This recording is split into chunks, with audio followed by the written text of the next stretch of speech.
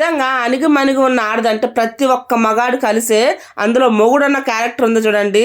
వాడికి ఇంకా అలుసు ఏమీ లేదు. నోట్లో ఉన్న మాట నోట్లో ఉన్నగానే పెట్టే పెడ సర్దుకొని పోతారు చూడండి.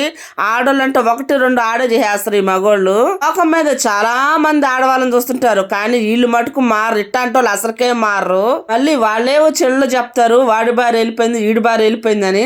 మరి నీ భార్య నువ్వు కొట్టినా తిట్టినా పడి ఉంటుంది. మరి అట్లాంటి వాళ్ళల్లో నీ భార్య గ్రేటే కదా. కాదు, అది అణిగిమణిగి ఉంటుందని దాన్ని ఇష్టానికి చేస్తావు నువ్వు.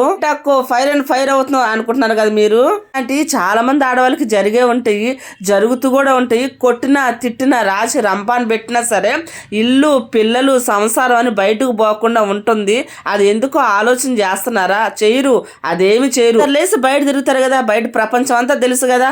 అట్లాంటప్పుడు నీ భార్య నువ్వు ఎట్లా చూసుకోవాలి? అలా రబ్బా, ఎదుటి వాళ్ళని చూసి కూడా వీళ్ళు అసలుకే మారు. ఈ జాతి అయితే అసలుకే మారదు.